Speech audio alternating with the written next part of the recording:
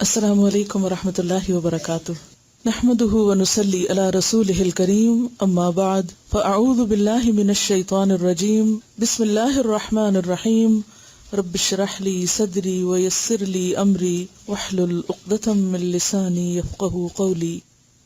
ایک دفعہ درود شریف پڑھ لیجیے۔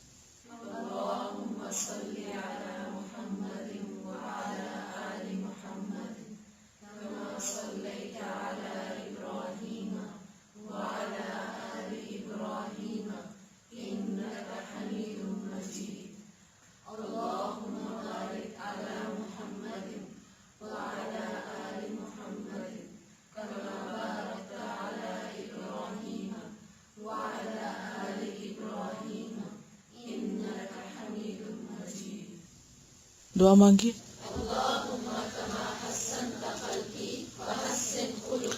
دوسری دعا بھی،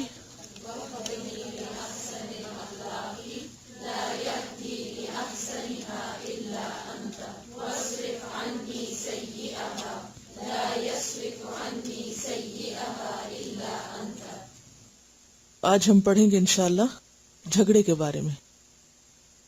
الخصم، الخصم کا معنی ہوتا ہے جھگڑا کرنا۔ اصل میں جھگڑا کرنے کے لیے لفظ آتا ہے خصومت، اور خصم کہتے ہیں جھگڑا کرنے والے کو، مد مقابل کو۔ قال اللہ تعالی اولم یر الانسان انا خلقناہ من نطفۃ فاذا هو خصیم مبین۔ اللہ تعالیٰ کا ارشاد ہے، کیا انسان دیکھتا نہیں ہے، یعنی غور نہیں کرتا کہ ہم نے اسے نطفے سے پیدا کیا اور پھر وہ صریح جھگڑالو بن کر کھڑا ہو گیا۔ یعنی انسان اپنی اصل اور اپنی حقیقت کو دیکھے کہ وہ کیا چیز تھا، انسان کا آغاز کس چیز سے ہوا، اور وہ چیز نیکڈ آئی سے نظر بھی نہیں آتی، اتنی چھوٹی چیز کہ جس کا بظاہر کوئی وجود نہیں، وہاں سے اس کی تخلیق کا آغاز ہوا، اور پھر صرف اللہ کی رحمت سے ایک کے بعد ایک مرحلہ پار کرتا گیا، اور جب اللہ نے اس کو مکمل صحت، قوت، طاقت جسمانی اور عقلی اعتبار سے دی، تو پھر اس نے اپنی ان طاقتوں کو کس کام لگایا، کہاں استعمال کیا؟ کبھی اللہ سے جھگڑنے میں اور کبھی بندوں سے جھگڑنے میں۔ قال اللہ تعالی وَيُشْهِدُ اللَّهَ عَلَى مَا فِي قَلْبِهِ وَهُوَ أَلَدُّ الْخِصَامِ۔ اللہ تعالیٰ کا ارشاد ہے، اور اپنی نیک نیتی پر وہ بار بار خدا کو گواہ ٹھہراتا ہے۔ منافق کی صفت بیان ہو رہی ہے، حالانکہ وہ زبردست جھگڑالو ہے۔ الد بھی جھگڑالو کو کہتے ہیں، اور خصام بھی جھگڑنے والے کو۔ خصم کی جمع ہے خصام، یعنی جھگڑنے والوں میں سب سے زیادہ جھگڑالو، جو قسمیں کھا کھا کر دوسروں کو اپنی نیک نیتی کا یقین دلاتا ہے، لیکن اس کا عمل اس کے بالکل برخلاف ہے۔ معاملات میں وہ بہت جھگڑالو ہے۔ جھگڑا عام طور پر کیوں ہوتا ہے؟ جھگڑا کب ہوتا ہے، یا جھگڑا کون کرتا ہے؟ جھگڑا اس وقت ہوتا ہے جب ایک شخص دوسرے کی مرضی کے خلاف بات کرتا ہے، یا کوئی بات اسے اپنی شان کے خلاف نظر آتی ہے۔ بنیادی وجہ جھگڑے کی بھی تکبر ہی ہے، ایروگنس، سرکشی، خود کو بڑا سمجھنا، خود کو زیادہ عقل مند سمجھنا، اپنی بات کو حتمی سمجھنا، اور اپنی بات کو منوانے کی خواہش رکھنا، اور اگر کوئی نہ مانے تو زور سے منوانا۔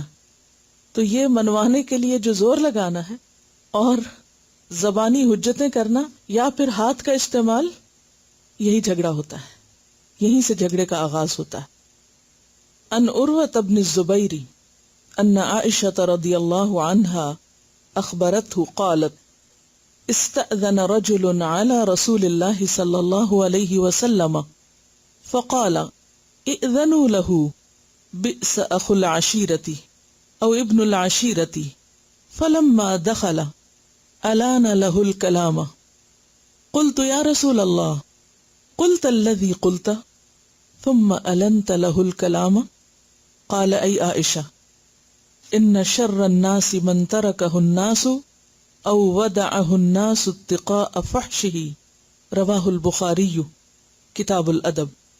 لفظی ترجمہ، عن عروہ بن زبیر، عروہ بن زبیر سے روایت ہے، ان عائشہ، بے شک عائشہ رضی اللہ عنہا، اخبرتہ، انہوں نے آپ کو خبر دی، حضرت عائشہ نے حضرت عروہ کو بتایا، قالت، کہنے لگی، استأذن رجل، اجازت مانگی ایک شخص نے، علی رسول اللہ، رسول اللہ پر صلی اللہ علیہ وسلم، فقال، تو آپ نے فرمایا، اذنوا لہ، اجازت دے دو اس کو، اسے آنے دو، اور اس کے آنے سے پہلے اس کے بارے میں کچھ الفاظ کہے، اور وہ الفاظ اچھے نہیں تھے۔ کیا تھے وہ لفظ؟ بئس اخو العشیرتی، کتنا برا ہے بھائی قبیلے کا، او یا فرمایا ابن العشیرتی، بیٹا اس قبیلے کا، یعنی جس قبیلے کا وہ شخص تھا اس سے نسبت کر کے کہا کہ اس قبیلے کا بیٹا یا بھائی کیسا برا شخص ہے۔ فلما دخل، پھر جب وہ شخص داخل ہو گیا، آپ کے پاس آیا، الانا، نرم کیا یا نرمی سے کیا، لانا یلین لین، اور الانا باب فعل سے ہے، الانا لہ الکلام، اس کے ساتھ نرمی سے بات کی، قلت، میں نے کہا، یعنی حضرت عائشہ نے، یا رسول اللہ، اے اللہ کے رسول صلی اللہ علیہ وسلم، قلتا، آپ نے کہا تھا، الذی قلتا، جو آپ نے کہا تھا، الفاظ دہرائے نہیں، اور مراد ہے بئس اخو العشیرہ کی طرف۔ ثم النت لہ الکلام، پھر آپ نے نرمی سے کیا اس سے کلام، قالا، فرمایا، اے عائشہ، ہاں عائشہ، ایسا ہی کیا میں نے، کیوں؟ اس لیے کہ ان، بے شک، شر الناسی، لوگوں میں بدترین، برا شخص وہ ہے، من، جو، ترکہ، چھوڑ دے اس کو، الناس، لوگ، جسے لوگ چھوڑ دیں، یعنی اس سے ملاقات، بات چیت، تعلق، معاملہ، او یا ودعہ، ودا کر دیں، چھوڑ دیں، الناس، لوگ، یعنی لوگ اس سے میل ملاقات بند کر دیں، اتقاء، بچنے کے لیے، فحشہ، اس کی بد کلامی سے، اس کی بد اخلاقی سے بچنے کے لیے اس کو چھوڑ دیں، تو اس وجہ سے میں نے اس سے بد اخلاقی کا معاملہ نہیں کیا، حالانکہ وہ شخص بہت برا تھا۔ اسے بخاری نے روایت کیا ہے کتاب الادب میں۔ اس حدیث کو روایت کیا ہے عروہ بن زبیر نے اپنی خالہ حضرت عائشہ رضی اللہ تعالی عنہا سے۔ کیا جانتے ہیں آپ حضرت عروہ کے بارے میں؟ کون تھے؟ حضرت اسما کے بیٹے تھے۔ کس چیز میں مشہور تھے؟ ان کی بڑی شہرت تھی، کچھ معلوم؟ نہیں معلوم۔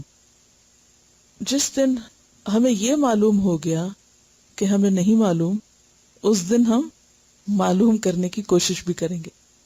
ابھی تک ہمیں یہ بھی معلوم نہیں کہ ہم جانتے نہیں، اس لیے جاننے کی ضرورت بھی نہیں رکھتے۔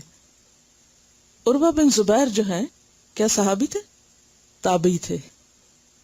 حضرت عمر فاروق کی وفات سے 1 سال پہلے پیدا ہوئے تھے، تو صحابی کیسے ہو سکتے ہیں؟ صحابی کون ہوتا ہے؟ جس نے نبی صلی اللہ علیہ وسلم کو دیکھا ہو، آپ سے ملاقات کی ہو ایمان کی حالت میں۔ تو عروہ بن زبیر، جیسا کہ نام سے ظاہر ہے، زبیر کے بیٹے ہیں، اور زبیر بن العوام، حضرت اسما جو حضرت عائشہ کی بہن ہے، ابو بکر صدیق رضی اللہ تعالیٰ عنہ کی بیٹی ہیں، ان کے شوہر ہیں حضرت زبیر۔ اور حضرت زبیر کے اور بھی بیٹے تھے، لیکن عروہ بن زبیر خاص طور پر علم میں مشہور ہوئے۔ ایک موقع پر 4 نوجوان خانہ کعبہ کے قریب بیٹھ کر آپس میں کچھ گفتگو کر رہے تھے، انہیں سنا گیا تو وہ کچھ دعائیں مانگ رہے تھے۔ عبداللہ بن زبیر، یہ کون تھے؟ انہی کے بھائی تھے۔ عبداللہ بن زبیر نے کہا، مجھے خلافت کی تمنا ہے۔ عروہ نے کہا، میری تمنا یہ ہے کہ لوگ مجھ سے علم حاصل کریں۔ مصعب کہنے لگے، میری تمنا ہے کہ میں عراق کی فلاں عورت سے شادی کروں۔ عبداللہ بن عمر کہنے لگے میری تمنا یہ ہے کہ اللہ مجھے بخش دے، میری مغفرت کر دے، اور وقت نے دیکھا کہ ہر ایک کی دعا قبول ہوئی۔ عروہ کوئی معمولی عالم نہیں تھے، ان کا شمار مدینہ کے 7 بڑے فقہا میں ہوتا ہے جن کو فقہائے سبع کہا جاتا ہے۔ یہ وہ 7 لوگ تھے جن کی طرف ہر مشکل میں رجوع کیا جاتا تھا، علم سیکھنے کے لیے، مسائل معلوم کرنے کے لیے۔ عروہ نے بڑے بڑے صحابہ کرام سے علم حاصل کیا، اور ان میں خاص طور پر اپنی خالہ حضرت عائشہ سے۔ یعنی اگر یہ کہا جائے کہ حضرت عائشہ کے علم کا مردوں میں سے بڑا حصہ جس نے لیا تو وہ عروہ ہی تھے، اور انہیں بہت بڑا ایڈوانٹیج یہ حاصل تھا کہ یہ ان کے پاس آ کے بیٹھ کے سامنے بیٹھ کر سیکھا کرتے تھے، جبکہ باقی مرد حضرات پردے کے پیچھے سے سیکھتے تھے۔ عروہ مالی اعتبار سے بھی بہت مضبوط تھے۔ مدینہ میں ان کا بہت بڑا باغ تھا، اور جتنا بڑا باغ تھا اتنا ہی بڑا دل بھی تھا۔ کہا جاتا ہے کہ جب ان کا باغ پک کر بالکل تیار ہو جاتا تو یہ باغ کی 4 دیواری میں جگہ جگہ سے دیوار توڑ کر راستے بنا دیتے تاکہ لوگ اندر آئیں اور جتنا جی چاہے پیٹ بھر کے کھائیں، اور جب تک سب لوگ خوش ہو کے کھا نہیں لیتے تھے تو یہ پھل نہیں اٹھاتے تھے، اور جب بھی باغ کے اندر داخل ہوتے تو بار بار یہ دعا پڑھا کرتے، وَلَوْلَا إِذْ دَخَلْتَ جَنَّتَكَ قُلْتَ مَا شَاءَ اللَّهُ، سورۃ کہف میں آتا ہے۔ بار بار اس دعا کو دہراتے تھے کہ جو کچھ دیا ہے اللہ ہی نے دیا ہے۔ کہا جاتا ہے کہ نماز بہت شوق سے پڑھتے تھے اور کبھی جلدی نہیں پڑھتے تھے، ٹھہر ٹھہر کے پڑھتے تھے۔ قرآن پاک سے اس درجہ محبت تھی کہ زندگی میں صرف ایک دن قرآن کی تلاوت مس ہوئی، صرف ایک دن، صرف ایک دن۔ ہم ذرا اپنے آپ کو دیکھیں، جس دن اسکول سے چھٹی ہو اس دن گھر میں بھی چھٹی۔ اصل میں کام وہی کرتا ہے جو سیلف موٹیویٹڈ ہو، جس کے اپنے اندر شوق ہو، کسی اور کے کروانے سے کچھ نہیں ہوا کرتا۔ وہ کون سا دن تھا جس میں ان کے قرآن پڑھنے سے ناغہ ہوا، یعنی قرآن کی تلاوت نہ کر سکے؟ ہوا یہ کہ ان کو خلیفہ نے دمشق بلایا، ولید بن عبد الملک میں، اور یہ اپنے ساتھ اپنا جوان بیٹا بھی لے گئے۔ دونوں باپ بیٹا وہاں گئے تو خلیفہ نے چاہا کہ ان کو شاہی استبل دکھایا جائے جہاں بہت زبردست قسم کے گھوڑے بندھے ہوئے تھے۔ جب یہ بیٹے کے ہمراہ استبل میں داخل ہوئے تو ایک گھوڑے نے اپنی ٹانگ زور سے ماری اور ان کے بیٹے کے سینے میں لگی اور وہ وہیں پر ہی فوت ہو گئے۔ بہرحال صبر کے ساتھ اپنے بیٹے کو دفن کر رہے تھے۔ جب دفن کر رہے تھے تو جنازے کی حالت میں ان کے پاؤں میں کچھ تکلیف ہوئی اور پاؤں متورم ہو گیا، یعنی سوج گیا۔ بہرحال وہ تکلیف اتنی بڑی کہ بالآخر پاؤں کاٹنا پڑا، اور جب کاٹنے کے لیے اطباء آئے، یعنی طبیب وغیرہ آئے، تو انہوں نے کہا کہ آپ کو تھوڑی سی شراب پلا دیتے ہیں تاکہ آپ نشے میں آ جائیں اور پھر آپ کو درد کا احساس نہیں ہوگا۔ لیکن انہوں نے کہا کہ یہ نہیں ہو سکتا کہ میں ایک حرام چیز میں عافیت طلب کروں۔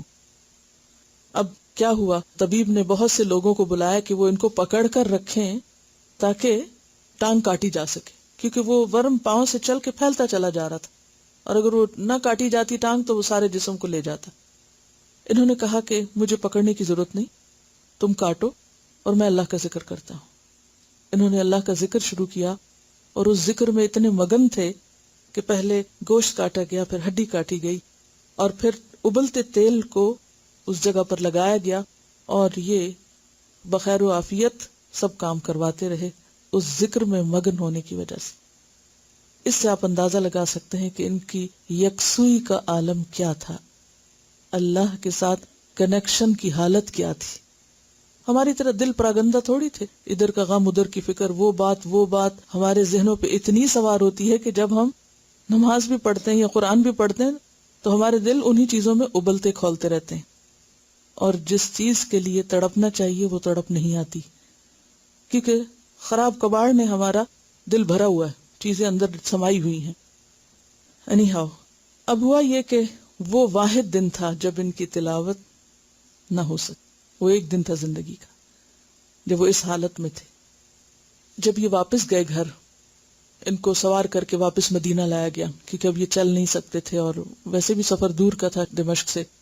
جب یہ واپس لائے گئے تو گھر والے ان کے استقبال کے لیے آئے، تو انہوں نے پہلے ہی سلام کرتے ہی کہا کہ ایک بات سنو میری، کوئی افسوس نہ کرے اس لیے کہ اللہ نے مجھے 4 بیٹے دیے تھے جن میں سے صرف ایک لیا ہے، 3 ہیں میرے پاس، اور 4 ہاتھ پاؤں دیے تھے، 2 ہاتھ 2 پاؤں، ایک پاؤں لیا ہے، ایک ٹانگ لی ہے، 3 باقی ہیں، سلامت ہیں، اس لیے غم کی ضرورت نہیں، کوئی فکر نہ کرے اور سب صبر سے کام لیں۔ اب آپ دیکھیے کہ اس موقع پر بہت سے لوگ آئے اور ظاہر ہے کہ بہت ہر دل عزیز تھے اور لوگ ان کے پاس حاضر ہوا کرتے تھے بہت سے مسائل کے ساتھ۔ تو ان میں سے ابراہیم بن محمد بن طلحہ نے جب ملاقات کی تو بہت ہی خوبصورت الفاظ میں ان سے تعزیت کی اور اپنے دل کا حال بیان کیا۔ وہ الفاظ کیا ہیں؟ وہ کہتے ہیں آپ کے جسم کا ایک حصہ اور آپ کی اولاد میں سے ایک بیٹا آپ سے پہلے جنت میں پہنچ چکے اور باقی ماندہ بھی انشاءاللہ جنت میں جائیں گے، لیکن اللہ تعالیٰ نے آپ کی جانب سے ہمارے لیے وہ چیز باقی رہنے دی جس کے ہم محتاج تھے اور اس سے ہم کبھی بھی مستغنی نہیں ہو سکتے، اور وہ ہے آپ کا علم اور جچی تلی رائے۔ اللہ تعالیٰ آپ کو اور ہمیں ان قیمتی اوصاف سے فائدہ پہنچائے۔ اللہ آپ کو اجر و ثواب دینے پہ قادر ہے اور آپ کے حسن حساب کا ضامن ہے۔ عروہ بن زبیر کا شمار فقہاء میں ہوتا تھا، علماء میں ہوتا تھا، اور ساری زندگی علم سیکھتے اور سکھاتے رہے، اور اپنے بچوں کے لیے بھی علم ہی کی خدمت اور علم ہی میں آگے جانا پسند کیا۔ انسان اپنے بچوں کے لیے کیا چاہتا ہے؟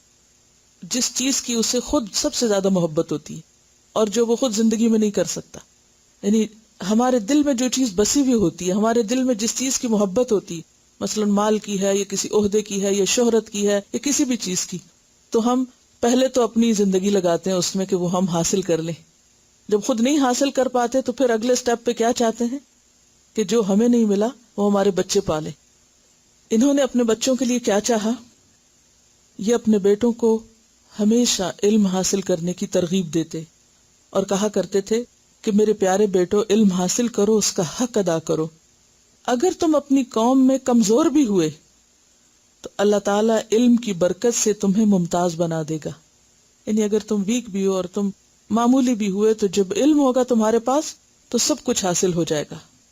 اور پھر آہ بھر کے کہا کرتے، ہائے افسوس، کیا دنیا میں جاہل سے بڑھ کر بھی کوئی بدبخت ہوگا، بدقسمت ہوگا جو شخص جاہل رہ جائے، لا علم رہ جائے؟ ہرگز نہیں۔ اپنی اولاد کو صدقہ خیرات کی تلقین کرتے ہوئے بہت خوبصورت نصیحت کرتے، جیسے خود بھی اپنے باغ کو کھول دیتے لوگوں کے کھانے پینے کے لیے۔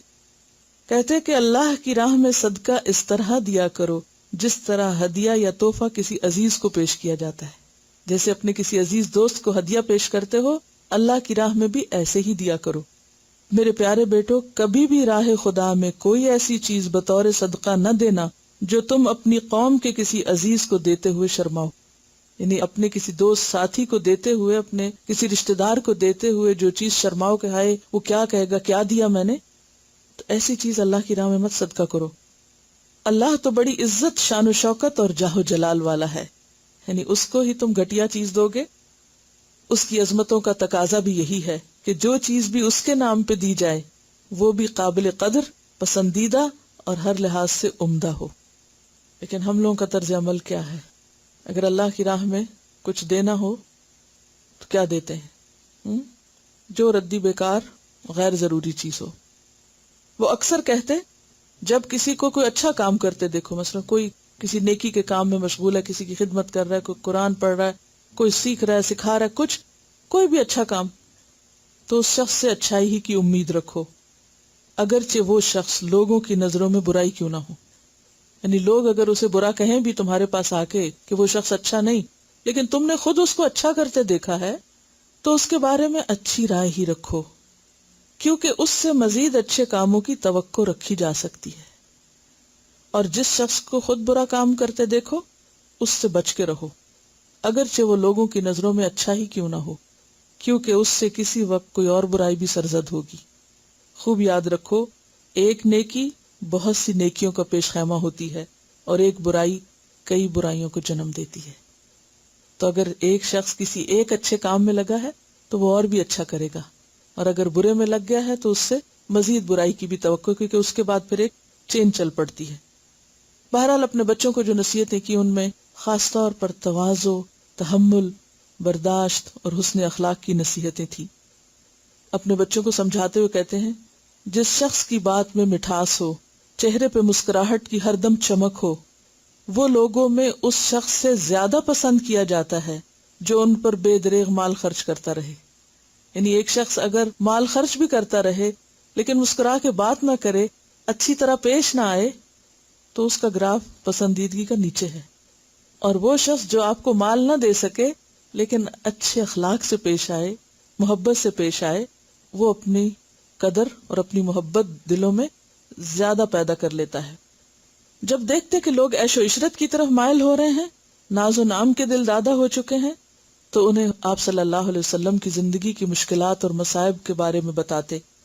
ایک تابعی ہے محمد بن منقدر، وہ کہتے ہیں کہ عروہ مجھ سے ملے، میرا ہاتھ پکڑا اور فرمایا، اے ابو عبداللہ، میں ایک دفعہ خالہ عائشہ کی خدمت میں حاضر ہوا. انہوں نے مجھے دیکھ کے فرمایا، بیٹا. میں نے کہا، جی اماں حضور. فرمایا، اللہ کی قسم، نبی صلی اللہ علیہ وسلم کے گھر میں 40 راتیں آگ نہیں جلتی تھی، نہ چولہا جلتا. تو میں نے ادب سے عرض کیا، پھر آپ کا گزارا کیسے ہوتا؟ فرمایا، بس کھجور اور پانی سے. یعنی جب کوئی شخص ایسی شکایت کرتا یا بہت زیادہ دنیا کی طرف دوڑنے لگتا تو وہ لوگوں کو یہی واقعہ سنایا کرتے تھے کہ تم کس پیغمبر کی امت ہو اور کن چیزوں میں پڑ گئے. بہرحال یہ تھے عروہ بن زبیر، اور ان کی ساری نصیحتوں سے کیا پتہ چلتا ہے کہ یہ وہ شخص ہے کہ جس نے علم کی روح کو پایا ہے اور علم سیکھتے سیکھتے ان تجربات کو حاصل کیا ہے اور ان باتوں کو سمجھا ہے جو واقعی حکمت کہلاتی ہیں. ایک ہوتا ہے نا علم اور ایک ہوتا ہے حکمت. علم جب ڈائجسٹ ہوتا ہے کسی کے اندر تو پھر حکمت ٹپکتی ہے وہاں سے. پھل جیسے پکتا ہے تو پھر اس کا رس ٹپکتا ہے، تو حکمت بھی اس رس کی طرح ہوتی ہے کہ جو علم کے جذب ہونے اور علم کے عمل میں آنے کے بعد نصیب ہوتی ہے. بہرحال 71 سال کی عمر میں فوت ہوئے، 71 ایئرز کے تھے جب ان کی وفات ہوئی. یہ تھے عروہ بن زبیر. یہ روایت کرتے ہیں حضرت عائشہ رضی اللہ عنہا سے کہ انہیں حضرت عائشہ نے خبر دی. کیا خبر تھی؟ کہ ایک شخص رسول اللہ صلی اللہ علیہ وسلم کے پاس آنے کی اجازت مانگتا ہے. آپ نے اجازت دے دی کہ اسے آنے دیا جائے، حالانکہ وہ شخص اچھا شخص نہیں تھا، قبیلے کا برا آدمی تھا. لیکن جب وہ اندر آیا تو آپ نے اس کے ساتھ بہت اچھے اخلاق کا مظاہرہ کیا. تو میں نے عرض کیا، اے اللہ کے رسول صلی اللہ علیہ وسلم، آپ نے اس کے بارے میں تو کچھ اور کہا تھا، لیکن جب آپ نے اس سے بات کی تو بہت اچھے سے بات کی، تو ایسا کیوں کیا؟ یعنی حضرت عائشہ کو آپ کے اس رویے پر تھوڑی حیرانگی ہوئی کہ اگر یہ اچھا آدمی نہیں تھا تو پھر اس سے تو کیسے بولنا چاہیے تھا اور کیسے معاملہ کرنا چاہیے تھا. ہم کیسے کرتے ہیں؟ اگر ہمیں کسی کے بارے میں شک بھی ہو جائے کہ وہ اچھا آدمی نہیں ہے تو پھر ہمارا اخلاق کہاں جاتا ہے؟ پھر ہم اپنا حق سمجھتے ہیں کہ اس کے ساتھ ویسا ہی کریں، بلکہ اس سے بڑھ کے بھی بدتمیزی کریں تو ہمارا رائٹ ہے، تاکہ ہم اس کو سبق سکھائیں اس کے برا ہونے کا. تو اس پر آپ صلی اللہ علیہ وسلم فرمایا کہ بدترین ہے وہ آدمی جس کی بد کلامی کے ڈر سے لوگ اسے چھوڑ دیں، اس سے بات نہ کرنا چاہیں. تو مطلب کیا تھا آپ کے کہنے کا؟ کہ میں نے اچھے سے بات اس لیے کی ہے کہ اگر میں بد اخلاقی سے پیش آؤں تو لوگ تو مجھ سے ملنا جلنا بھی چھوڑ دیں گے. تو وہ شخص خود برا ہے جس سے لوگ اس کی بد اخلاقی کی وجہ سے ملنا جلنا چھوڑ دیں. یعنی میں بھی پھر کس مقام پہ آ جاؤں گا؟ اسی کے. یہاں ایک سوال ذہن میں آتا ہے کہ آپ نے اس کی غیر حاضری میں اس کے بارے میں ایسی بات کیوں کہی؟ کیا یہ غیبت میں نہیں آتا؟ کیونکہ غیبت کی تعریف یہ ہے کہ ذکر کا اخا کا بما یکرہ، کسی کا ذکر ایسے الفاظ میں کرنا جو اس کو ناپسند ہو. تو آپ نے اسے بئس اخ العشیرہ کہا کہ یہ اپنے قبیلے کا بدترین شخص ہے. کیوں؟ اس میں آپ نے صرف ایک لفظ میں نام لیے بغیر ہنٹ دے دیا. کوئی لمبا چوڑا تبصرہ اور کہانی اور واقعات نہیں سنائے، صرف الرٹ کیا اپنی اہلیہ کو، کیونکہ آپ اس سے بہت اچھے سے بات کرنے والے تھے. تو الرٹ کس لیے کیا، خبردار کس لیے کیا؟ کہ یہ شخص کوئی اچھا آدمی نہیں، تاکہ گھر والے محتاط رہیں. تو اس میں اس انداز سے بات کرنا اور اس موقع پہ بات کرنا غیبت شمار نہیں ہوتا. اس میں پورا سینٹنس بھی نہیں، نمبر 2 نام بھی نہیں لیا، یعنی اس شخص کا نام نہیں لیا، اور نمبر 3 یہ کہ بس جتنی ضرورت تھی خبردار کرنے کی، محتاط کرنے کی، بس اتنی بات کر دی. بئس اخو العشیرہ، بس بئس اخو العشیرہ، تاکہ حضرت عائشہ کو پتہ چل جائے کہ یہ شخص کیسا ہے. اور ظاہر حضرت عائشہ کے علاوہ تو گھر میں اور کوئی نہیں تھا. ازواج مطہرات کے اپنے اپنے گھر تھے اور ایک طرح سے اکیلی اکیلی ہوتی تھی. تو اس میں اگر کوئی بھی شخص نبی صلی اللہ علیہ وسلم کی غیر موجودگی میں آتا ہے تو ازواج کو پتہ ہونا چاہیے کہ کون آ رہا ہے، کون اجازت لے رہا ہے، کون کس کام کے لیے آیا ہے اور اس کے ساتھ کیا معاملہ کرنا ہے. اور اہم بات جو پتہ چل رہی ہے وہ کیا ہے کہ اس شخص کے بد اخلاق ہونے کے باوجود بھی آپ نے اس کے ساتھ بہت اچھے اخلاق کا مظاہرہ کیا. ہمارے لیے کیا سبق ہے اس میں؟ کوئی کیسا بھی ہو، ہمیں اپنے اخلاق کے مطابق چلنا ہے. اگر یہ حد مقرر نہ کی جائے تو پھر تو کوئی شخص بھی اخلاق پہ قائم رہ ہی نہیں سکتا، کیونکہ پھر ہم میں سے ہر ایک کے پاس یہ جواز ہے کیا کہ وہ بھی تو ایسا ہی ہے نا. اگر میں نے یہ کیا تو اس نے کون سا اچھا کیا. اور عام طور پر ہم اسی طرح اپنے آپ کو جسٹیفائی کرتے ہیں اور اپنا رائٹ سمجھتے ہیں، اپنا حق سمجھتے ہیں کہ دوسرا چونکہ اچھا نہیں لہذا مجھے ایسا بننا پڑتا ہے. تو یاد رکھیے کہ اگر آپ نے وہی کیا جو ایک بد اخلاق شخص کرتا ہے یا بد اخلاقی کی ڈیفینیشن میں آتا ہے تو پھر آپ بھی اچھے اخلاق پر فائز نہیں ہو سکتے، با اخلاق نہیں کہلا سکتے. تو اخلاق کیا ہے؟ کوئی اچھا کرے تب بھی اچھا کیا جائے اور کوئی اچھا نہ کرے تب بھی اچھا کیا جائے. اچھوں سے بھی اچھا اور بروں سے بھی اچھا. اور پھر آپ دیکھیے کہ جو آپ نے بات فرمائی کہ لوگوں میں بدترین انسان وہ ہے کہ جس کی جھگڑالو طبیعت اور جس کی بد اخلاقی اور بد کلامی اور بدتمیزی کی وجہ سے لوگ اس سے ڈرنے لگیں اور اس سے بچنے لگیں اور اس کے سامنے آنے سے گریز کریں. لوگ کس سے گریز کرتے ہیں؟ ملاقات کرنے کو یا بات کرنے کو. بعض اوقات ایسا ہوتا ہے نا کہ کسی انسان کو کسی سے بات کرنے کی ضرورت بھی ہوتی لیکن لوگ آگے نہیں بڑھتے، بات نہیں کرتے، کر ہی نہیں پاتے. کیوں نہیں کرتے؟ وجہ کیا ہوتی ہے؟ اس کی بد اخلاقی کی وجہ سے، اس کی بدتمیزی کی وجہ سے، اس کی سختی کی وجہ سے. تو یہ کوئی اچھی علامت نہیں، کوئی اچھا سائن، اچھا سمبل نہیں، اچھی مثال نہیں کہ لوگ توبہ توبہ کریں ایسے شخص سے بات کرنے سے. اللہ کے رسول صلی اللہ علیہ وسلم اس کو شر الناس کہہ رہے ہیں، بدترین انسان، انسانوں میں سے انتہائی بدترین انسان کہ جس سے لوگ بات نہ کرنا چاہیں. اگلی حدیث عن عائشة رضی اللہ عنها عن النبی صلی اللہ علیہ وسلم قال ان ابغض الرجال الى اللہ الالد الخصم رواہ البخاری کتاب المظالم. عن عائشة، عائشہ رضی اللہ عنہا سے روایت ہے، عن النبی، وہ روایت کرتی ہیں نبی صلی اللہ علیہ وسلم سے، قال، آپ نے فرمایا، ان، بے شک، ابغض، سب سے زیادہ ناپسندیدہ، الرجالی، مردوں میں سے، اور عورتیں بھی اس میں شامل ہیں، اللہ، اللہ کے نزدیک، الالد، سب سے زیادہ جھگڑالو، قوما لدا قرآن پاک میں آتا نا، الالد، سب سے زیادہ جھگڑالو، بات بات میں جھگڑا کرنے والا، پیچھے پڑ جانے والا، بےزتی کر دینے والا. الخصم جھگڑالو شخص ہے کہ جو جھگڑے کے بغیر بات نہ کرے، جو ہر بات میں جھگڑا پیدا کر دے، جو سیدھی بات کو بھی الٹا کر دے. اسے بخاری نے روایت کیا ہے. سیدہ عائشہ رضی اللہ عنہا سے روایت ہے کہ نبی کریم صلی اللہ علیہ وسلم نے فرمایا، اللہ تعالیٰ کے یہاں سب سے زیادہ ناپسندیدہ وہ آدمی ہے جو سخت جھگڑالو ہو. کیسے ہوتا ہے جھگڑا؟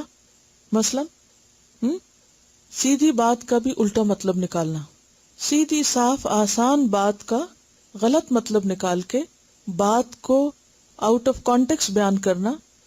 ایک شخص آرام سے بات کر رہا ہے، وہاں اس سے اونچی آواز سے بولنا شروع کر دینا، جھگڑے پہ اتر آنا، سیدھی سی بات کو مشکل کر دینا، اپنی بات کو درست سمجھنا اور اسی کو دہرائے چلے جانا اور دوسرے کی سن کے نہ دینا، دوسرے کی سننے کی کوشش ہی نہ کرنا، دوسرے کے لیے بولنے کی گنجائش ہی نہ چھوڑنا، بد زبانی کرنا یعنی گالی گلوچ کرنا، سخت الفاظ استعمال کرنا، الجھنا، الجھانا، دوسرے کو کنفیوز کرنا، بیل مار، نہیں مارتا تو پھر بھی مار. یعنی بے وجہ دوسروں کو چھیڑ چھاڑ کرنا کہ جس سے وہ غضبناک ہو جائیں اور پھر جھگڑے پہ اتر آئیں. تنزیہ بات کسی سے کرنا بھی جھگڑے کا سبب بنتا ہے، اور دوسرے کی بے عزتی کر دینا یا اس کا مذاق اڑانا. بعضوں کا جھگڑا کس سے شروع ہوتا ہے؟ مذاق اڑانے سے. اب آپ کا ہوم ورک یہ ہے کہ آپ وہ اسباب تلاش کیجئے جو جھگڑے کا سبب بنتے ہیں، تاکہ پھر ہم ان چیزوں سے بچنا شروع کریں، ان چیزوں سے پرہیز کریں جس سے جھگڑا شروع ہوتا ہے. کیونکہ آپ کے آس پاس ہو سکتا ہے، گھر میں ہو سکتا ہے، جاننے والوں میں لڑائی جھگڑے کی قصے کہانیاں آپ سنتے ہو. جھگڑے میں پڑھنا ہوم ورک نہیں ہے، جھگڑے کے اسباب تلاش کرنا کہ وہ کون سی باتیں ہیں کہ جہاں سے جھگڑا شروع ہوتا ہے. بعض اوقات بات کچھ ہوتی ہے اور اس کو کچھ اور بنا دیا جاتا ہے. پہلے تو ہمیں یہ دیکھنا ہے کہ وہ کون سی چیزیں ہیں جو جھگڑے کا سبب بنتی ہیں، یا وہ کون سے انداز ہیں، یا وہ کون سے اسباب ہیں کہ جو جھگڑا کریٹ کرتے ہیں، اور پھر ان کو سلجھایا کیسے جا سکتا ہے. نیکسٹ سٹیپ پہ دیکھتے ہیں. ابھی سیدہ عائشہ رضی اللہ عنہا سے روایت ہے کہ نبی کریم صلی اللہ علیہ وسلم نے فرمایا، اللہ تعالیٰ کے یہاں سب سے زیادہ ناپسندیدہ وہ آدمی ہے جو سخت جھگڑالو ہو. یعنی اب آپ دیکھیے کہ اگر اللہ کے ہاں کسی کی قدر اور ویلیو نہیں، اور وہاں گراف پسندیدگی کا بالکل زیرو پہ آ جائے، اور سخت ناپسندیدہ، یعنی اللہ تعالیٰ نفرت کرتا ہے ایسے لوگوں سے کہ جو جھگڑالو ہوں، جھگڑے پیدا کریں، بات بات پہ لڑنے پہ اتر آئیں. تو پھر خواہ پوری دنیا میں ہماری شہرت کیوں نہ ہو، ناموری کیوں نہ ہو، عزت کیوں نہ ہو، صرف ڈر کے مارے ہی لوگ بھلے عزت کر رہے ہوں. بعض اوقات ایسا بھی ہوتا ہے نا کہ حقیقی عزت کسی کے دل میں نہیں ہوتی، وہ کس لیے عزت کرتے ہیں؟ اپنی عزت بچانے کے لیے. یعنی چاہے کسی کا کتنا ہی روب اور دبدبا اور ایک ٹہکا سا ہو، لیکن دل میں کوئی قدر نہ ہو، یا کوئی شخص کتنا ہی مالدار کیوں نہ ہو، یا کتنی ہی بڑی ڈگری کسی کے پاس کیوں نہ ہو، کتنا ہی علم والا کیوں نہ ہو، لیکن اگر لوگوں کے دلوں میں وہ نہیں بستا، دل میں اس کے لیے قدردانی نہیں، تو اللہ کے ہاں بھی اس کا کوئی مقام نہیں. تو انتہائی محتاط رہنے کی ضرورت ہے. اور پھر یہ کہ صرف ناپسندیدہ نہیں، اب غض، اللہ تعالیٰ اس سے سب سے زیادہ بغض رکھتے ہیں، سب سے زیادہ ناپسند کرتے ہیں ایسے شخص کو کہ جو جھگڑالو ہو. اگلی حدیث ہے ان انس بن مالک عن النبی صلی اللہ علیہ وسلم قال اتدرون ما العدة قالوا الله ورسوله اعلم قال نقل الحديث من بعض الناس الى بعض ليفسد بينهم. رواه البيهقي في السنن الكبرى كتاب الشهادات. ان انس بن مالک، انس بن مالک رضی اللہ عنہ سے روایت ہے، ان النبی، نبی صلی اللہ علیہ وسلم سے روایت کرتے ہیں، انہو، بے شک وہ، قالا، آپ نے فرمایا، اتدرون، کیا تم جانتے ہو، مل عدت، کہ بد خلق کون ہے، قالو، انہوں نے کہا، اللہ و رسولہ عالم، اللہ اور اس کا رسول سب سے زیادہ بہتر جانتے ہیں. قالا، فرمایا، نقل الحدیثی، بات کو روایت کرنا، من بعض الناس، بعض لوگوں سے، الی بعض، طرف بعض کے، لیفسد، تاکہ وہ فساد کرے، بینہم، ان کے درمیان. اور یہاں عدت کا لفظ جو ہے یہ خبیث کے معنوں میں ہے. العد، چھوٹا کانٹے دار درخت، جیسے جھاڑیاں ہوتی ہیں نا، کبھی آپ گزرے ہو کسی ایسے جنگل سے جہاں زمین کے اوپر پھیلی ہوئی جھاڑیاں کانٹوں والی ہوں اور وہ آپ کے کپڑوں کو چپک جائیں، اور آپ جتنا چھڑانے کی کوشش کریں اتنا ان سے اور الجھیں. اور اسی سے پھر عدت، بدخلق انسان کے لیے بھی آتا ہے. سیدنا انس بن مالک رضی اللہ عنہ سے روایت ہے کہ نبی کریم صلی اللہ علیہ وسلم نے فرمایا، کیا تم جانتے ہو کہ عدہ کیا ہے؟ صحابہ رضی اللہ عنہم نے کہا، اللہ اور اس کے رسول بہتر جانتے ہیں. آپ صلی اللہ علیہ وسلم نے فرمایا، فساد پھیلانے کے لیے ایک کی بات دوسرے تک پہنچانا. یعنی ایسا شخص بھی اللہ کے نزدیک سخت ناپسندیدہ ہے کہ جو لوگوں کو آپس میں لڑائے، ان کے تعلقات خراب کرے. اور یہ عام طور پہ کیسے ہوتا ہے؟ کسی کا قریبی ہونے کے لیے، ہر دل عزیز ہونے کے لیے، اس کی نظروں میں سمانے کے لیے، بعض اوقات اس کی ہمدردی حاصل کرنے کے لیے لوگ کیا کرتے ہیں؟ اوروں کی باتیں لا لا کے پہنچاتے ہیں. آپ کو پتا ہے آپ کے بارے میں فلاں کیا کہتا ہے، اب آپ کے بارے میں کوئی کہے اور آپ کو اس سے دلچسپی نہ ہو اور آپ اس پر اعراض برتے، آپ تو لازمن جاننے کی کوشش کریں گے. اگر وہ کہے نہیں میں نہیں بتاتا تب بھی کہیں گے اب تم پہ قسم ہے تم بتاؤ، اور تو ضرور معلوم کریں گے کہ کیا کہتا ہے کوئی. اور پھر بعض اوقات سچی بات اور بعض اوقات جھوٹی اور بعض اوقات آؤٹ آف کانٹیکسٹ، کیونکہ بعض اوقات کسی شخص نے وہ بات اس معنی میں نہیں کہی ہوتی جس میں دوسرے تک پہنچا دی جاتی، اور اس سے کیا ہوتا ہے دوسرے کا دل خراب ہوتا ہے. اب کیا ہوگا اس خراب دل کے ساتھ وہ آئندہ اس سے ملے گا تو پھر کیا ہوگا، وہ بھی بد اخلاقی برتے گا. اس کو بھی خراب کیا اس کو بھی کیا، اور ان دونوں کے آپس کے تعلقات بھی خراب کیے. اس کو اس سے بدزن کیا اس کو اس سے بدزن کیا. حاصل کیا ہوا؟ یعنی ایسا شخص جو ہے اسے کانٹے دار درخت سے تشبیہ دی گئی. مومن کیا ہوتا ہے؟ قرآن پاک میں مومن کی مثال کیا ہے؟ کشجرۃ طیبہ اصلها ثابت وفرعها فی السماء تؤتی اکلها کل حین باذن ربها. مومن تو ہر آن اپنے رب کے اذن سے پھل ہی دیتا ہے، دوسروں کے لیے فائدہ مند ہوتا ہے. اور اس کے برعکس دوسری مثال کیا تھی؟ وَمَثَلُ كَلِمَةٍ خَبِيثَةٍ كَشَجَرَةٍ خَبِيثَةٍ اجْتُثَّتْ مِنْ فَوْقِ الْأَرْضِ مَا لَهَا مِنْ قَرَارٍ. اور یہ وہی کانٹے دار درخت، چھوٹی جھاڑیاں کانٹے والی. تو ہمیں دیکھنا یہ ہے کہ ہماری ذات سے دوسروں کو فائدہ پہنچ رہا ہے یا ہماری ذات سے دوسروں کو نقصان، ہماری ذات سے لوگوں کے باہمی تعلقات بہتر ہو رہے ہیں یا لوگوں کے باہمی تعلقات خراب ہو رہے ہیں. بعض اوقات بلا وجہ ہم اپنی فرسٹریشن دور کرنے کے لیے، اپنا غصہ نکالنے کے لیے، مثلا ہماری کسی سے نہیں بنتی تو ہم کیا کرتے ہیں، چلے اپنی نہیں بنتی تو نہ صحیح، اس کا مقام اوروں کی نظر میں بھی جا کے گراتے ہیں، اور پھر دوسروں کو بھی وہ وائرس لگاتے ہیں اور پھر ان کو بھی باہم جھگڑا دیتے ہیں، اور وہ پھر ایک سائیکل چل پڑتا ہے. وہ جو دوسرا متاثر ہوا وہ صرف خود متاثر نہیں تو وہ آگے چل کے کسی اور تک بات لے جاتا ہے، اور وہ ایسا وشس سرکل چل پڑتا ہے کہ جس کا کوئی اینڈ ریزلٹ نہیں ہوتا سوائے اس کے کہ کیے کرائے سارے اعمال پر پانی پھر جائے. اگلی حدیث ہے عن ابی امامۃ قال قال رسول اللہ صلی اللہ علیہ وسلم انا زعیم ببیت فی ربد الجنۃ لمن ترک المراء وان کان محقا وببیت فی وسط الجنۃ لمن ترک الکذب وان کان مازحا وببیت فی اعلی الجنۃ لمن حسن خلقہ رواہ ابی داود کتاب الادب. سیدنا ابو امامہ رضی اللہ عنہ سے روایت ہے کہ رسول اللہ صلی اللہ علیہ وسلم نے فرمایا انا میں زعیم ذمہ دار ہوں، ضامن ہوں، ببیتن گھر کا، فی ربد الجنہ جنت کے کناروں پر، گرد و نواح کے لیے استعمال ہوتا ہے، آؤٹ سکرٹس، لمن اس شخص کے لیے، طرح کا جس نے چھوڑ دیا، المراء جھگڑا، وہ ان کانا اور اگرچہ ہو وہ، محقن حق پر سچا، وہ ببیتن اور ایک گھر کا، فی وسط الجنہ جنت کے وسط میں درمیان میں، لمن اس کے لیے جو ترک الکذبہ چھوڑ دے جھوٹ کو، وہ ان کانا اور اگرچہ ہو وہ، مازحن مزاح میں مذاق میں مذاق کرنے والا، وہ ببیتن اور ایک گھر کا، فی اعلی الجنہ جنت کے بالا خانوں میں، اعلی ترین مقام پر، لمن حسن خلقہ اس کے لیے کہ اچھا ہو اس کا اخلاق، جو اچھے اخلاق والا ہو. رواہ ابی داود کتاب الادب. سیدنا ابو امامہ رضی اللہ عنہ سے روایت ہے کہ رسول اللہ صلی اللہ علیہ وسلم نے فرمایا میں اس شخص کے لیے جنت کے اطراف میں ایک گھر کا ضامن ہوں جس نے حق پر ہوتے ہوئے بھی جھگڑا چھوڑ دیا، یعنی وہ سچا تھا، حق پر تھا، اور اس کے باوجود اس نے اپنا حق چھوڑ دیا.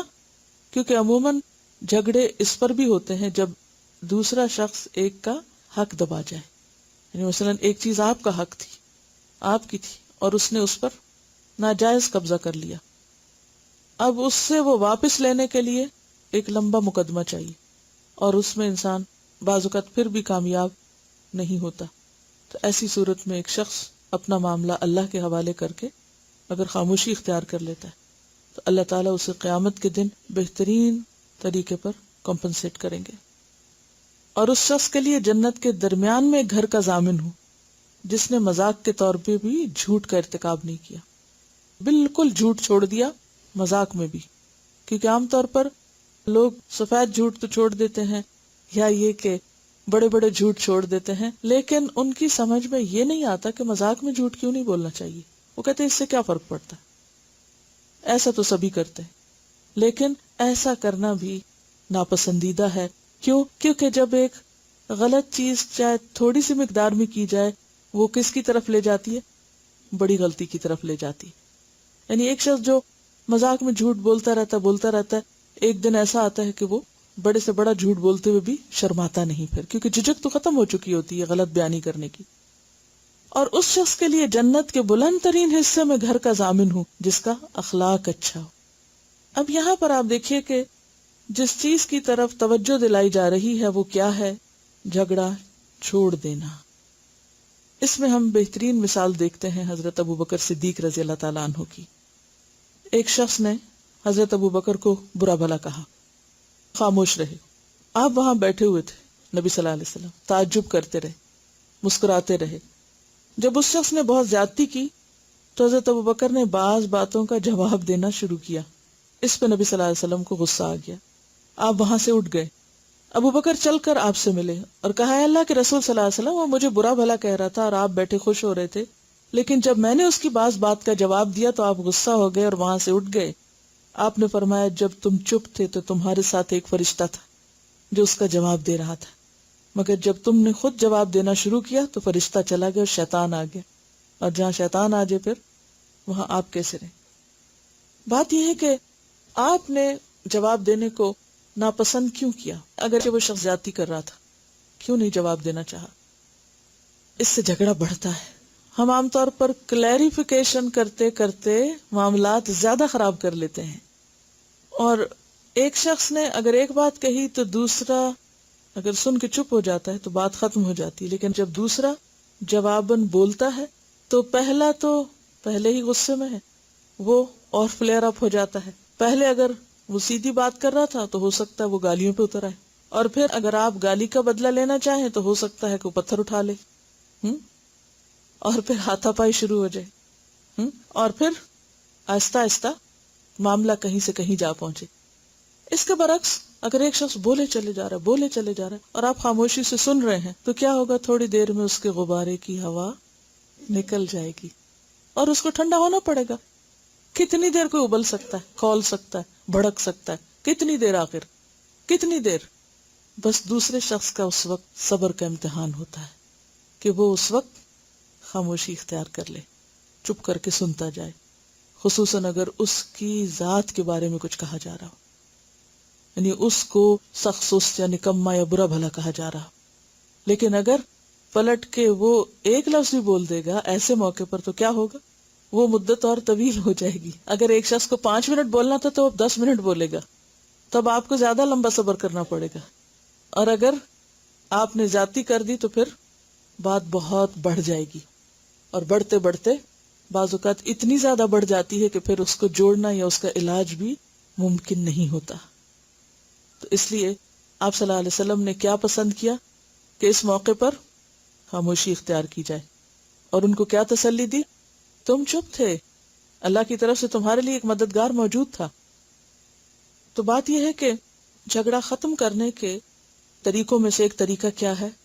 خاموشی اختیار کی جائے، جیسا کہ اس حدیث میں بتایا گیا ہے. اور اگر انسان کو یہ یقین ہو کہ قیامت کے دن اللہ سبحانہ وتعالی اس کا بہترین بدلہ دیں گے تو انسان کے لیے اور بھی آسان ہو جاتا ہے. ان عبداللہ ان النبی صلی اللہ علیہ وسلم قال سباب المسلم فسوق وقتالہ کفر، رواہ البخاری کتاب الایمان. ان عبداللہ بن مسعود رضی اللہ عنہ سے روایت ان النبی صلی اللہ علیہ وسلم قال کہ نبی صلی اللہ علیہ وسلم نے فرمایا، سباب المسلم، مسلم کو گالی دینا، فسوق فسق ہے، گناہ ہے، وقتالہ اور اس کا قتل کرنا یا اس سے لڑنا کفر ہے. سیدنا عبداللہ بن مسعود رضی اللہ عنہ نے بیان کیا کہ نبی کریم صلی اللہ علیہ وسلم نے فرمایا کہ مسلمان کو گالی دینا فسق ہے اور اس سے لڑنا کفر ہے، یعنی کوئی معمولی بات نہیں ہے. جیسا کہ ایک اور حدیث سے بھی پتہ چلتا ہے کہ ایک مومن کی حرمت دوسرے مومن پر کیسی ہے، جیسے بیت اللہ شریف کی حرمت، جیسے حرام مہینوں کی حرمت، اور جیسے حرمت والے دن کی حرمت. یعنی جب انسان حج پہ جاتا ہے، کیونکہ آپ نے حجۃ الوداع کے موقع پر یہ بات فرمائی تھی. ہم عام طور پر خانہ کعبہ کی، اشہر الحرم کی اور حرام مہینوں اور دنوں کی تو بہت حرمت کرتے ہیں اور اس میں بہت ہی کانشیس رہتے ہیں.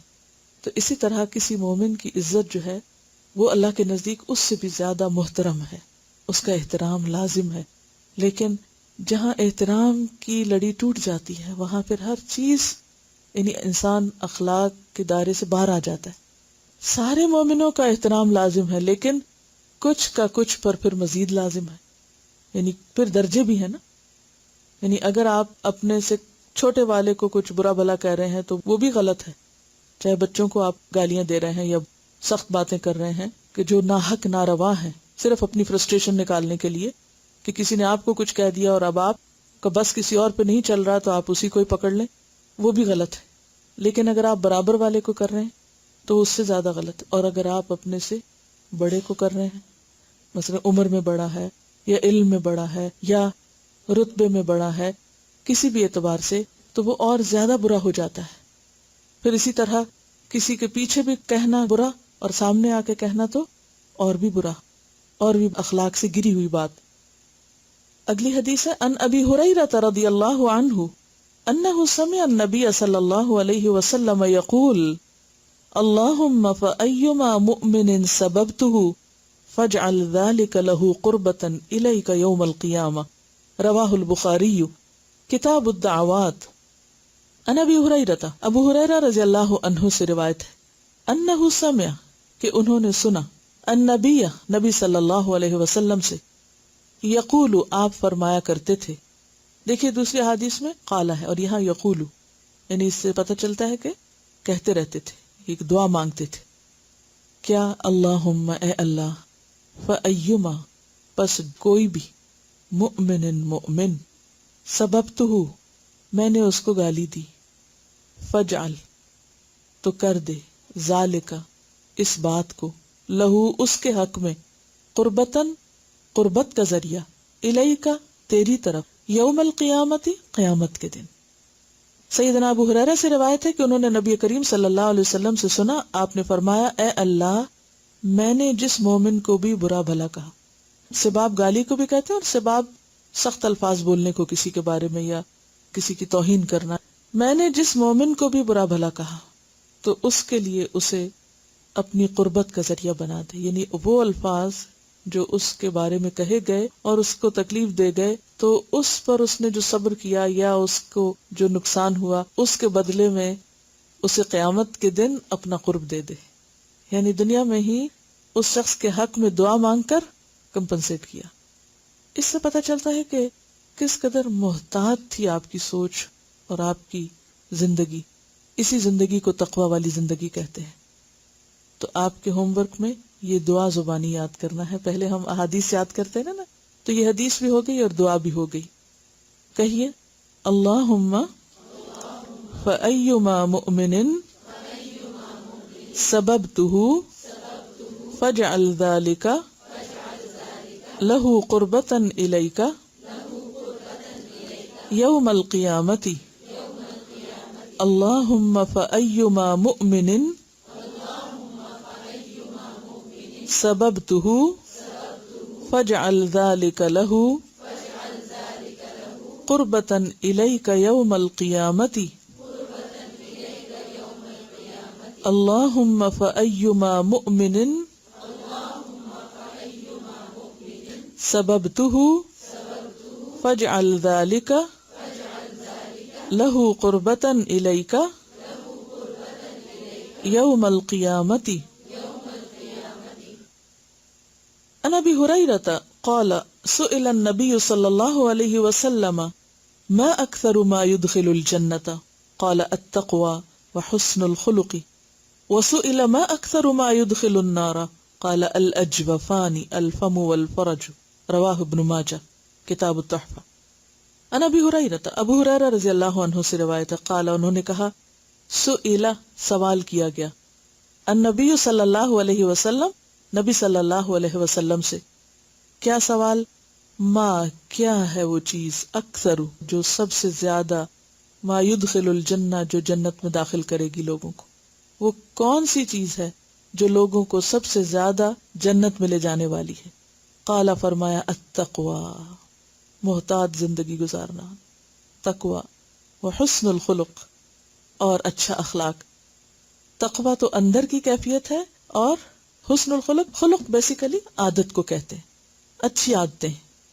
وسئل، اور پوچھے گئے آپ، ما اکثر کیا ہے وہ چیز، ما يدخل النار جو داخل کرے گی آگ میں یعنی لوگوں کو۔ قال الاجوفان، دو کھوکھلی چیزیں، دو کشادہ چیزیں، الفم منہ، والفرج اور شرمگاہ۔ اسے ابن ماجہ نے روایت کیا ہے۔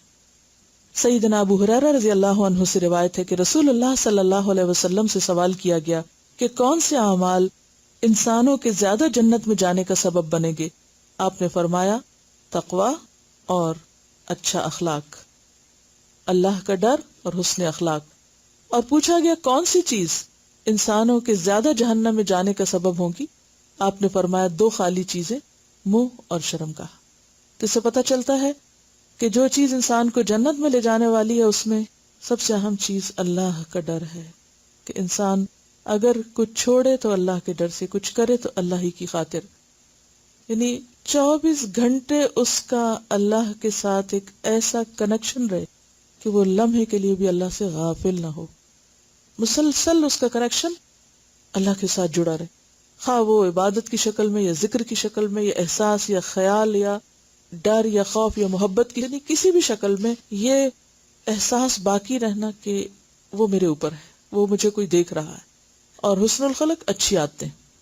اور جو چیزیں سب سے زیادہ لوگوں کو جہنم میں لے جانے والی ہیں وہ دو چیزوں کا غلط استعمال ہے، ایک منہ، کہ انسان ایسی باتیں کرے یا حرام چیز کھائے، کیونکہ منہ کے راستے دونوں کام ہوتے ہیں نا، انسان بولتا بھی ہے اور کھاتا پیتا بھی ہے۔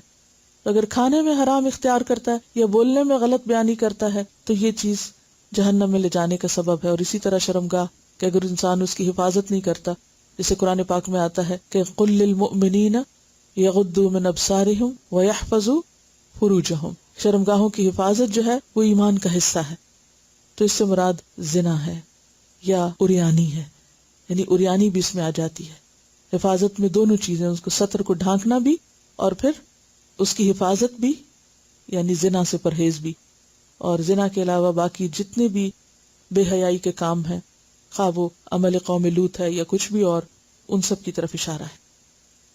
ان سہل بن سعد ان رسول اللہ صلی اللہ علیہ وسلم قال من یضمن لی ما بین لحییہ وما بین رجلیہ اضمن لہ الجنہ، رواہ البخاری۔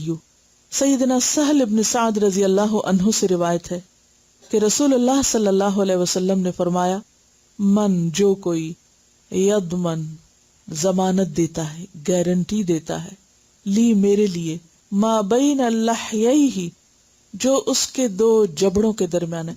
لحی کہتے ہیں جبڑے کو، اور لحیہ کہتے ہیں داڑھی کو، کیونکہ وہ بھی جبڑوں سے اگنا شروع ہوتی۔ یہ الگ بات ہے کہ کچھ لوگ جبڑوں پر داڑھی کو باقی نہ رکھیں اور صرف نیچے کے حصے کو ہی داڑھی سمجھے۔ وما بین رجلیہ، اور جو اس کے دو پاؤں یا ٹانگوں کے درمیان ہے، اضمن لہ الجنہ، میں ضمانت دیتا ہوں اس کو جنت کی۔ اسے بخاری نے روایت کیا ہے۔ سیدنا سہل بن سعد رضی اللہ عنہ سے روایت ہے کہ رسول اللہ صلی اللہ علیہ وسلم نے فرمایا، میرے لیے جو شخص دونوں جبڑوں کے درمیان کی چیز یعنی زبان اور دونوں پاؤں کے درمیان کی چیز یعنی شرمگاہ کی ذمہ داری دے دے، میں اس کے لیے جنت کی ذمہ داری دے دوں گا، یعنی اس کے لیے جنت یقینی ہے۔ جو شخص یعنی زنا سے بچتے ہوئے پاکیزہ زندگی گزارے اور اس کے ساتھ ساتھ اپنی زبان کی حفاظت کرے۔ زبان کی حفاظت میں بہت کچھ آئندہ بھی انشاءاللہ آئے گا، کیونکہ گفتگو پر ایک الگ چیپٹر ہے، وہاں اس کی ہم مزید وضاحت کریں گے۔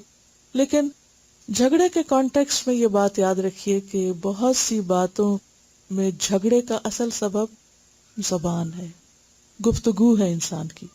جھگڑے کا سبب بھی اور جھگڑے کو بڑھانے والی بھی اگر انسان اس کو کنٹرول کر لیتا ہے تو پھر جھگڑے کو کنٹرول کر سکتا ہے. اور اگر کوئی شخص غصے کے موقع پر زبان کو کنٹرول نہیں کر سکتا تو پھر جھگڑا ختم نہیں ہو سکتا.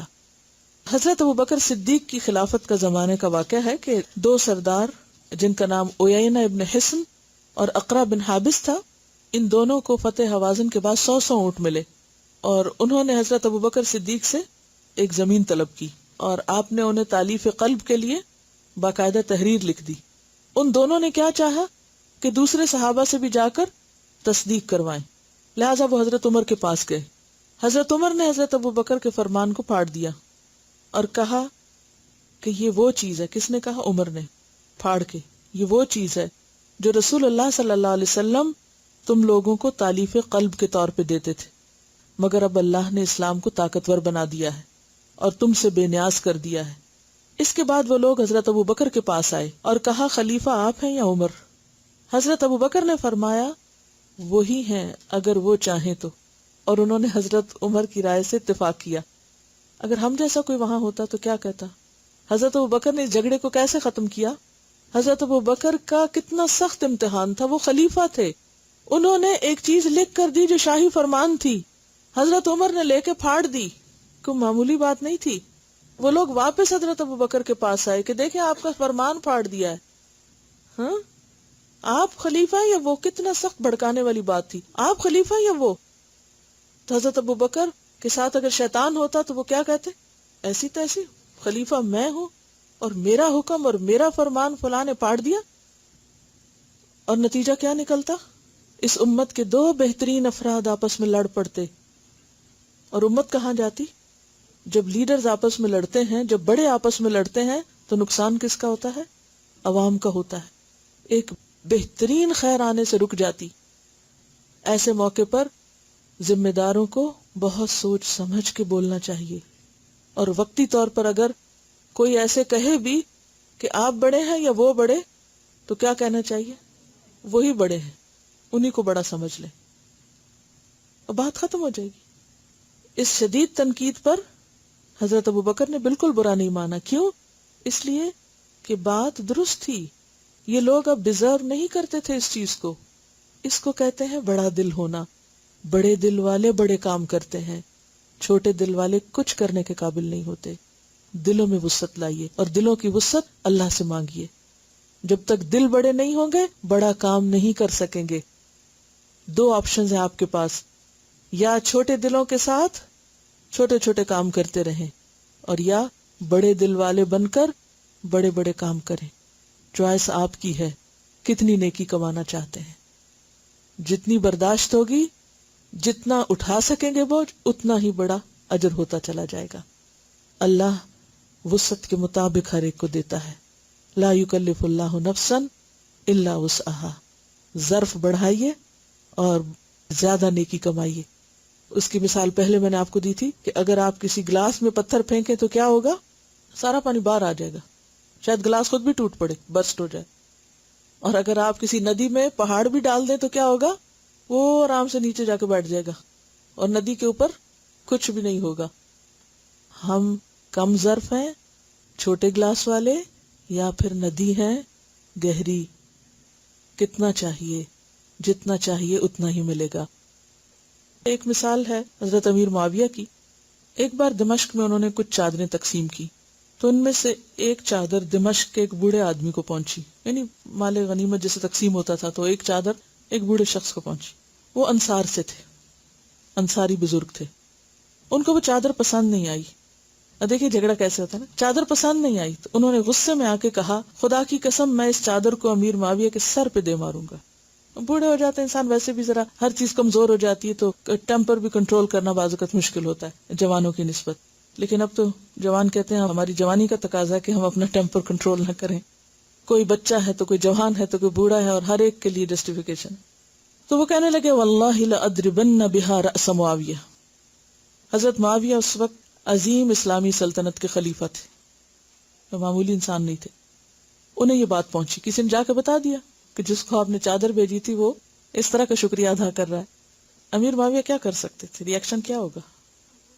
قتل کرا دیتے، کرا سکتے تھے. کیونکہ عام طور پہ کیا ہوتا ہے، جو شخص اتنی بڑی اتھارٹی رکھتا ہو اور ایسی پوزیشن میں ہو، اس کے لیے تو صرف ایک لفظ بولنا کافی کسی کام کرنے کے لیے.